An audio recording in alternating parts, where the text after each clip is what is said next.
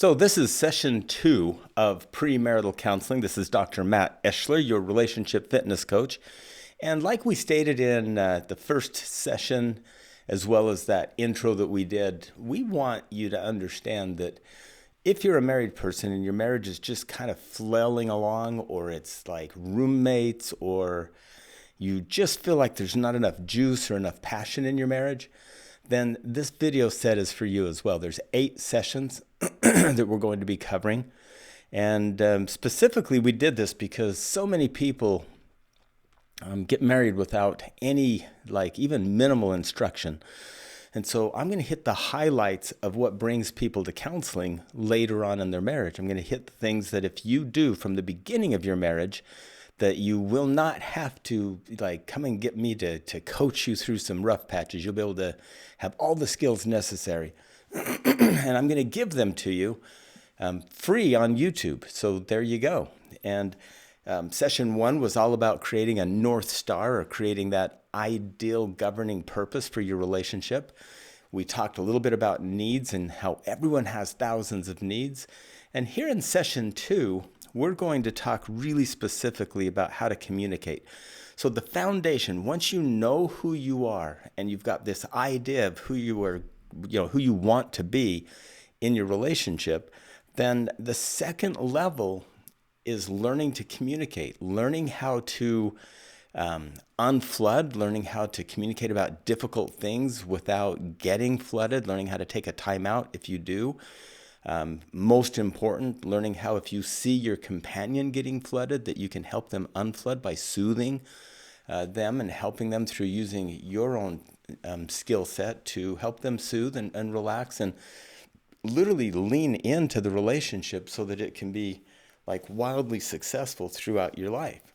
One of the most painful experiences people can have is a relationship that's gone south. And many of you that are listening to this have had that happen. You've had the pain of a relationship falling apart. And really our goal here with all of this is to help you get through those difficult times, having more juice, more love, more passion. So communication, do you remember we talked about the needs list?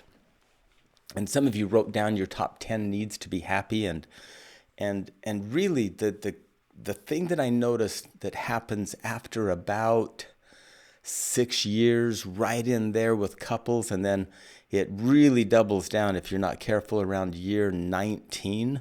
So some of you that are just engaged can't even imagine 19-year anniversary, but you'll get there. And there's people that come into my office after just a few years or even a couple of decades have this same issue over and over again. They've stopped communicating with each other and started making assumptions. So it's like, well, you said you liked to go to the Grand Canyon whenever you got a chance. Okay, that was when I was 24. Now that I'm 44, that's not the same thing. I'd rather go play pickleball in the park. See, if you don't update your needs frequently, and I would always suggest you make no assumptions about your lover's needs. I would always suggest that you spend time every single week, and we're going to talk about the 3 most important meetings a week here in another session. But the idea is every week sit with each other and go over how you're doing, go over your major needs, go over how your needs list changes periodically. Your needs list may change daily. And so to get into this notion, I have couples fighting on my couch in the clinical office, and inevitably they'll say, I don't need to ask him or her how they feel. I already know. I can see it on their face. And inevitably they're wrong. They'll say something like, I know that you think that I'm just a big whiner. And they're saying, no, I don't think that at all. I just think you're being mean right now. And so it's like they have to communicate. They have to communicate often. And they have to communicate about fairly deep stuff couples do on a regular basis. So think about how each of you define your needs a little bit different. We all use our words just a little bit different. We all have this notion about right versus wrong and about our perception of the world. Like I'm literally coming at my wife daily through a theater in my mind, a theater of one, me. I'm the only one in my theater, and I'm seeing the world how I'm seeing it. And based upon my life experiences to that point in my life is how I'm going to see the world. It's how I'm going to communicate to my lover about how I'm seeing, how I'm feeling, what I'm thinking about. So it's super important that we have to remember that we each use our words different, we each see the world different, and that is constantly being changed. Picture your mind being this massive computer that is constant data upload. And as data uploads as you go through life, as data uploads as you go to your job, as data uploads throughout multitudes of ways and means, you're constantly changing inside. So what if you go a month without really having a deep conversation?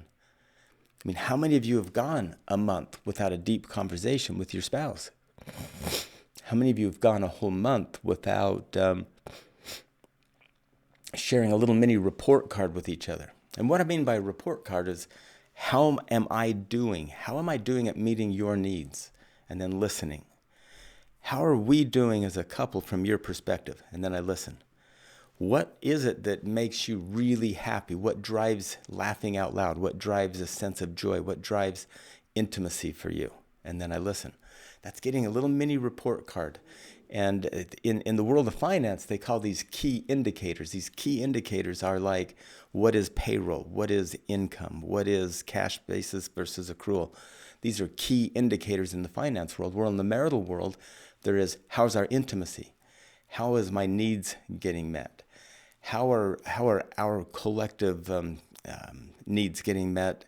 What is our governing purpose that drives our relationship? I mean, there's some basic key indicators, and every couple has the right to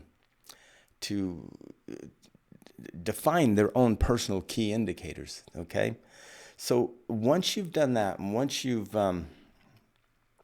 asked a lot of questions of each other, once you've explored those needs, part of communicating with your partner is understanding some key algorithms or patterns of how to communicate. So I want you to think about the person that you're with. I want you to think for just a second. Do they use more emotional or more cognitive startups in their conversation?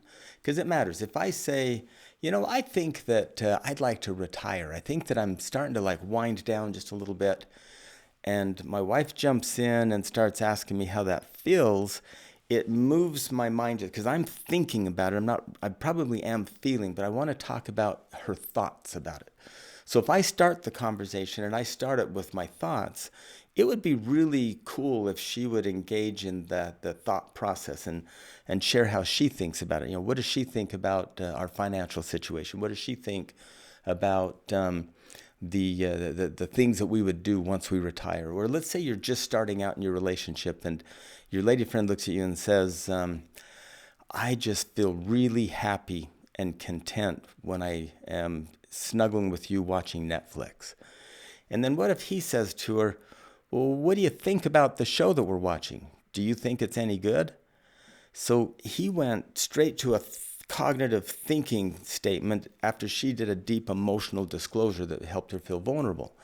Now picture she says to him, different, I really like when we snuggle on the couch and watch Netflix. And then what if he says, boy, I feel really peaceful and it makes me feel like very kind of intimate and close to you. Now they're both being vulnerable. Now, if she looks at him and says, I really like this movie. I think that the action is really great. And then he says to her, yeah, I really liked that crash sequence. I loved how that car flipped over the other car and landed on its top, and they both jumped out and pulled their weapons and shot the bad guys. So, it's like then they're both having an exciting talk about what they're thinking. So just understand that patterns of communication matter. Now, it's not the end of the world if you change it to an emotional response, but it's also really connecting and binding to meet the person that begins the conversation where they're at, and then take a turn and take it where you want to take it. And so there's very different ways of processing information. There's very different ways of communicating the information. Another processing thing is that like I always tell people that Chris and I, my wife Chris, and I are super, super different in how we process. Chris will think quietly for what I think is hours. And she'll say minutes, but she'll be thinking. And then once she has it all worked out in her head, she says the perfect paragraph. She states it. She states the paragraph.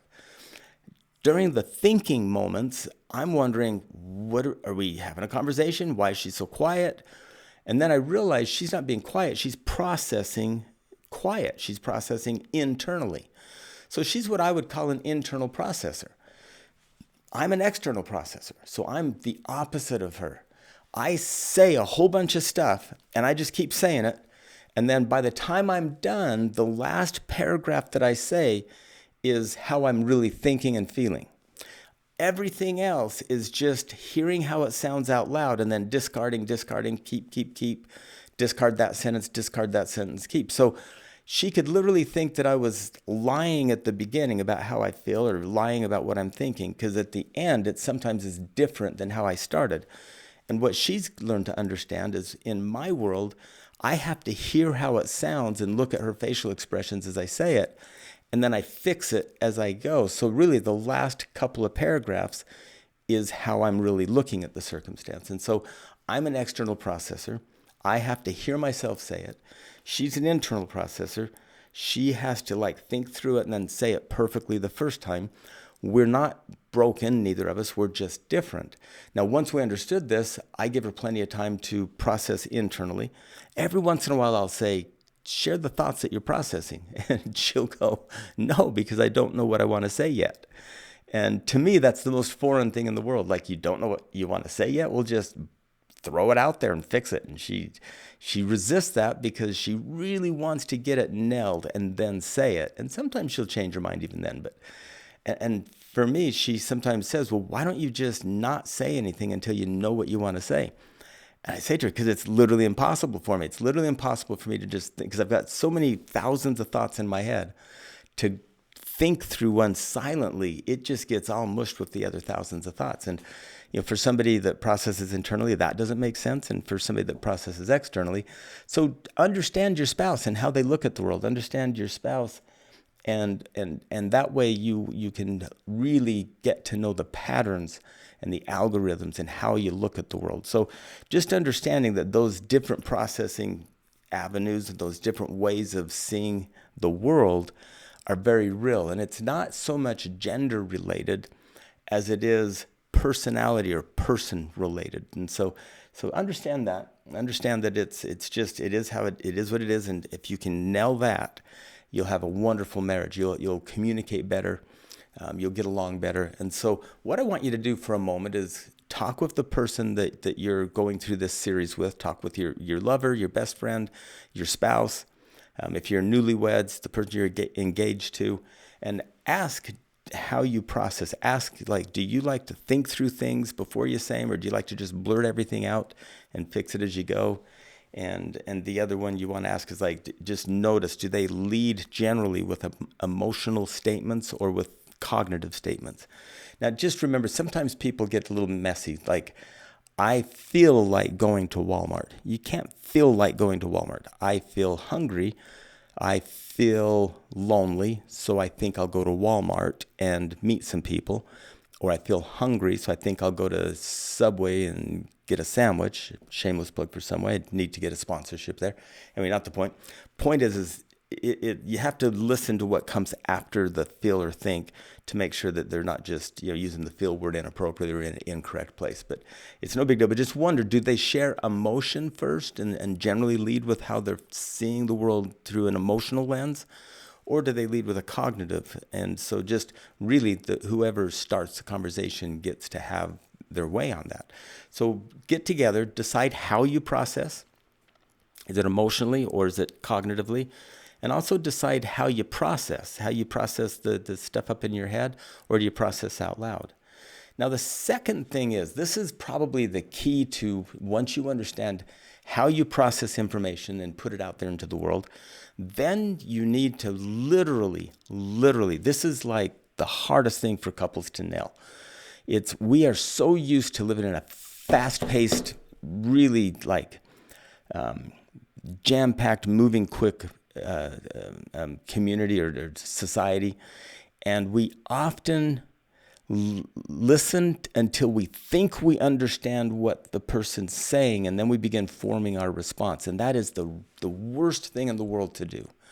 If you catch yourself listening to the first bit of the content And then in order to like be in the relationship, you hurry and start processing. You hurry and start cognitively looking for what you want to say in return. You're never going to really be a good lover. You're never going to be intimate. You're never going to be as deeply in love as you could be. So I want you to practice listening only to understand the other person's worldview. That's your only goal.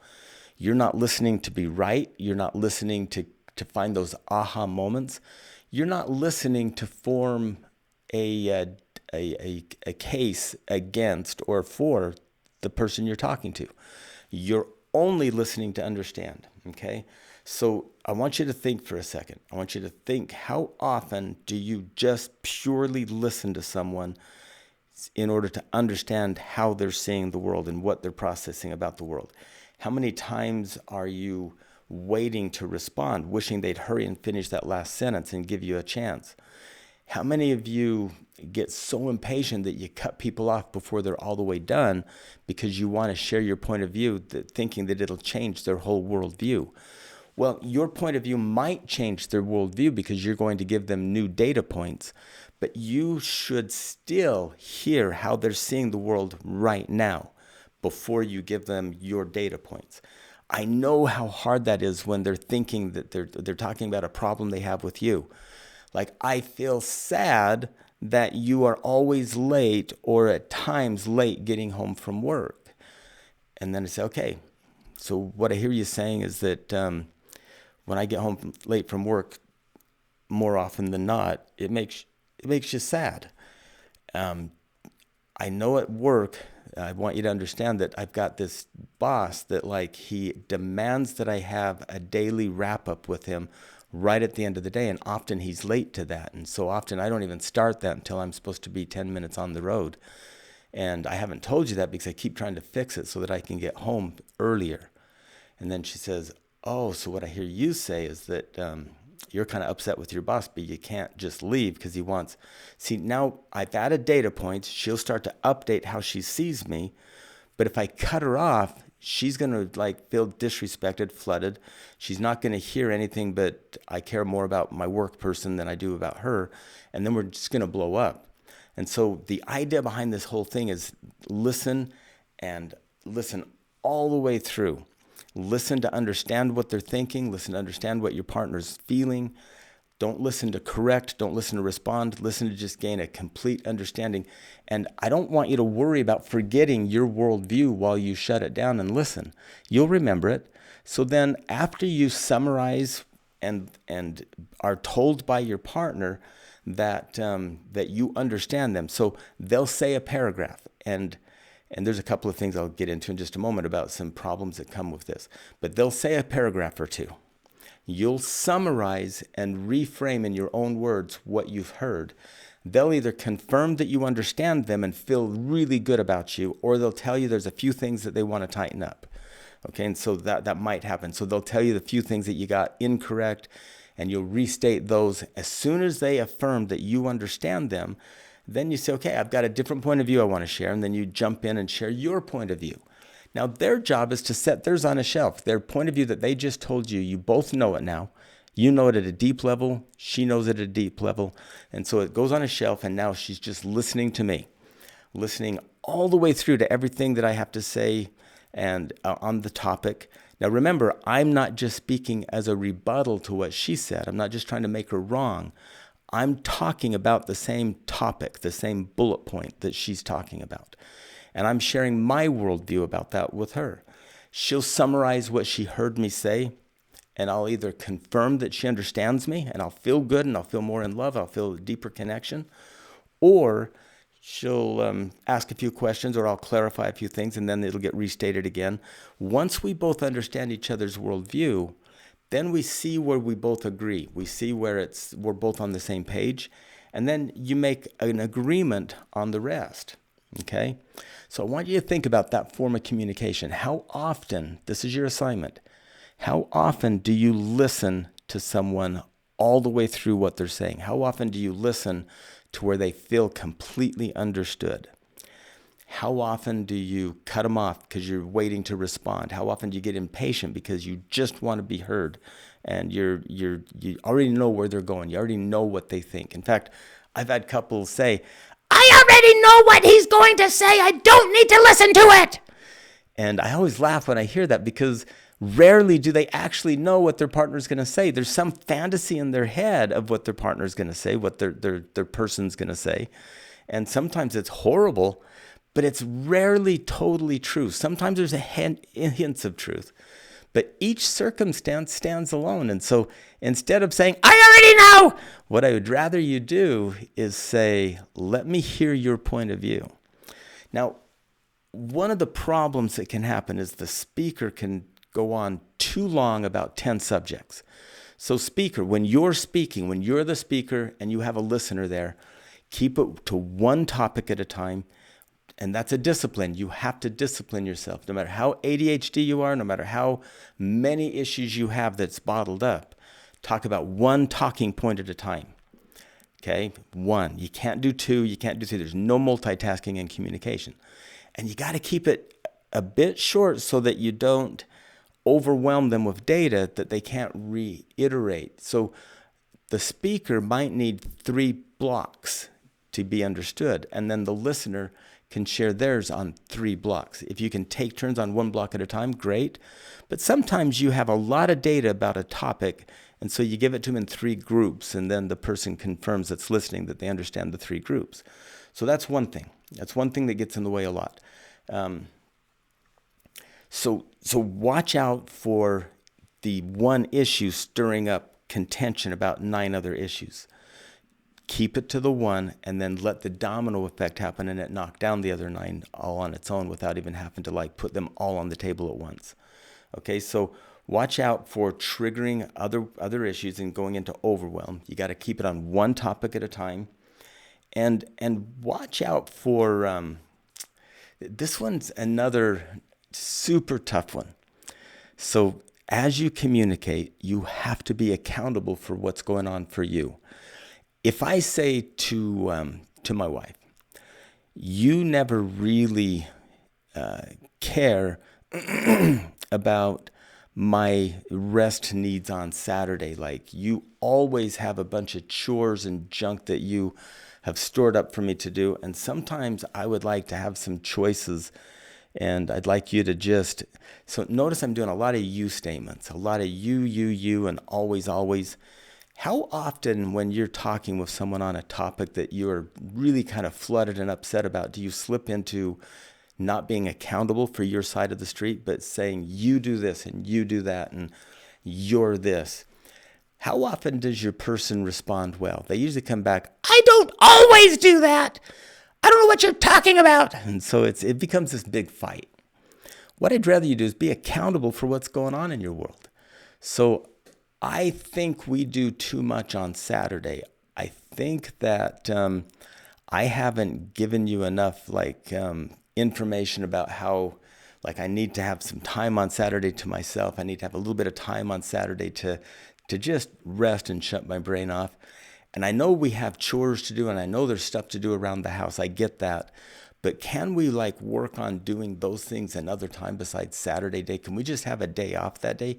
That's what I was hoping to talk with you about. What do you think about that? Now notice, in that, I'm completely accountable for what's going on in my world.